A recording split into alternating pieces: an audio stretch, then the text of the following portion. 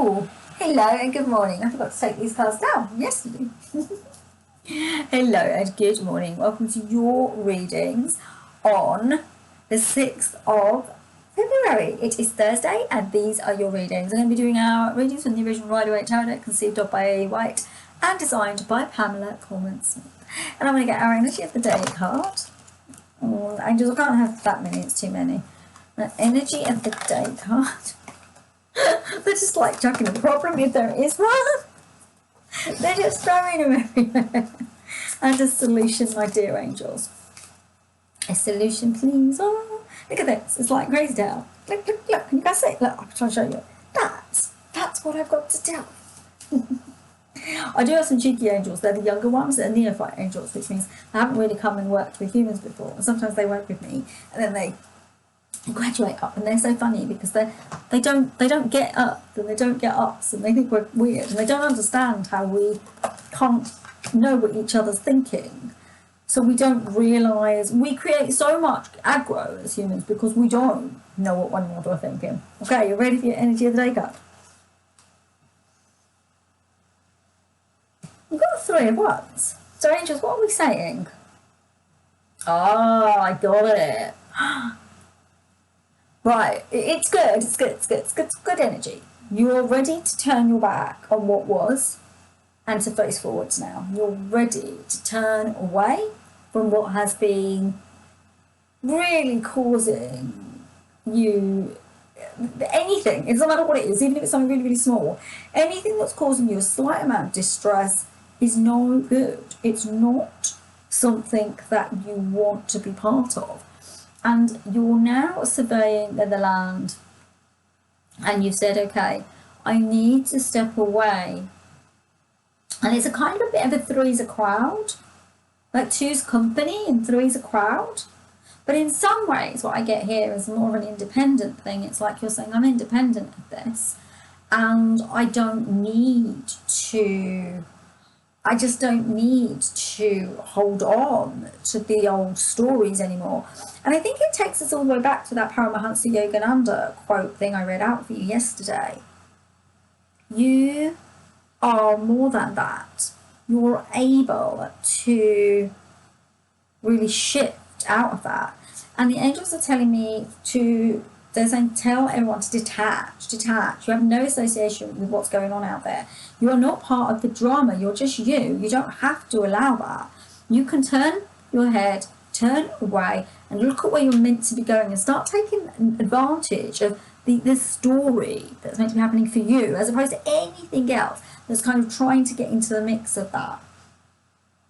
Now, I see that it's a sense the angels are talking about words. They're also talking about connecting in your body, your mind, and your spirit, and doing that work and making sure that you do it. They're also telling me to say to you guys, if you do get pushed or there's a challenge, that's for you. Get stronger, get tougher, work through it. What do you do? What are you going to do? How are you going to be the best you that you can be and not allow anything else to get on top of your soul, independent self? Do you take care of you, self-love, self-care?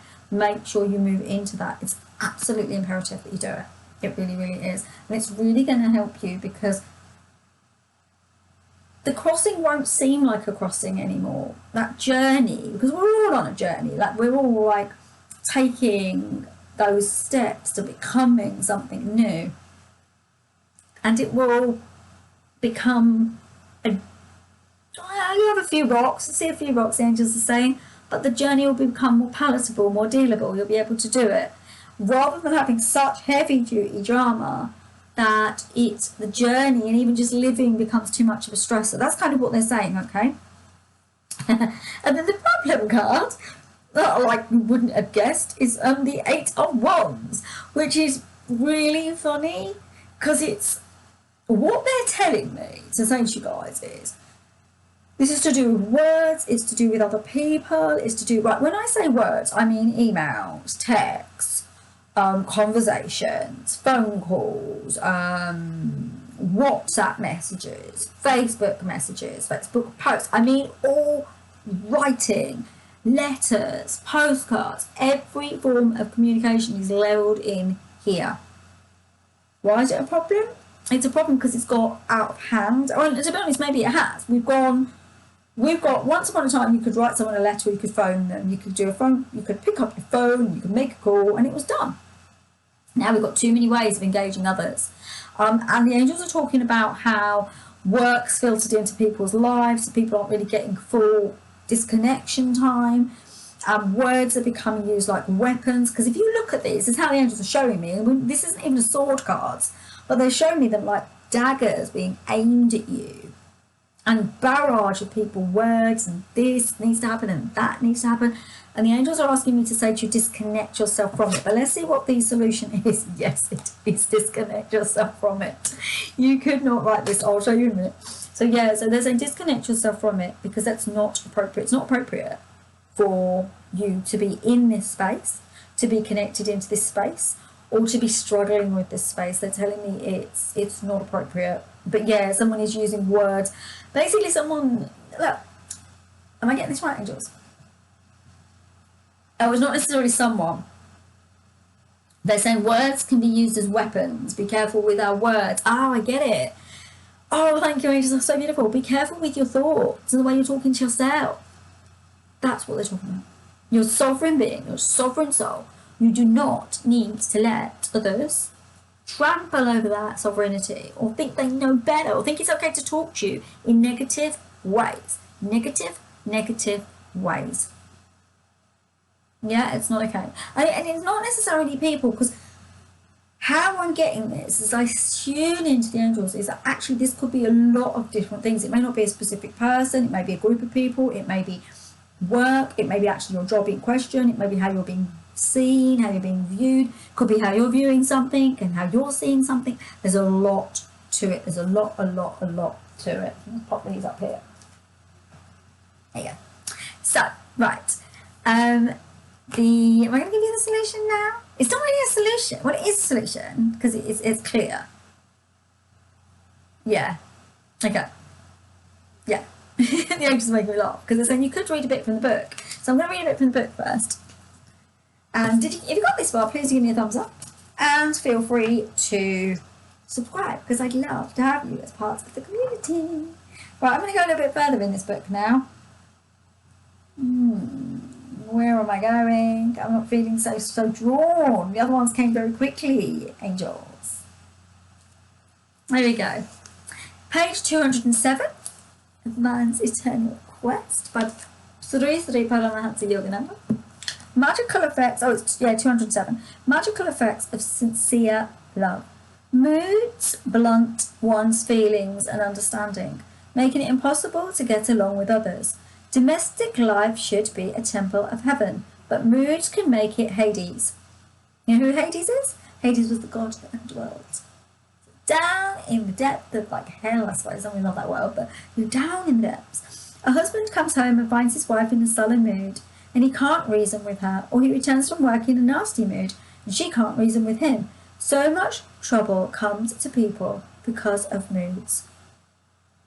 When someone else in your family is seething with anger or is wholly indifferent, you are affected immediately by his mood, or perhaps you go to someone in great joy, but he is moody and quarrelsome, and you want to retaliate. You can tell I've got dyslexia, it's so hard for me to read sometimes. Do not put on the mood of another. The Bible tells us that if anyone smites us on the left cheek, we should turn the right.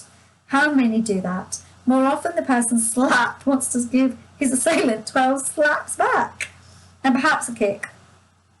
It's easy to strike back, but to give love is the highest way to disarm a persecutor. Even if it doesn't work at the time, you will never be able to forget that when he gave you a slap, you gave love in return. That love must be sincere. When it comes from the heart, love is magical. You should not look for effects, even if your love is spurned. Pay no attention, give love and forget. Don't expect anything, then you will see the magical result. That was lovely, wasn't that beautiful? Oh my goodness, I love that so much. What a beautiful quote. I had to read it all to you because I kind of needed to know it. It was so emotional, right? Okay, now the solution is simple with someone directing daggers at you or treating you badly, or you find that mood thing like Paramahansa Yogananda was saying. Now I get why I had to read it first. It's the Ace of Cups, starting relationships out in the way you want them to be. The angels are saying here that your relationships need to be sanctuaries. They need to be whole, beautiful temples, places where you go and feel loved and blessed. If a relationship doesn't make you feel like that, then it isn't for you. And it's about realizing where your truth is, where the love is, and who the love comes from as well, yeah? The angels are saying that this new beginning is a new aspect on how you see things. So some people might have to go.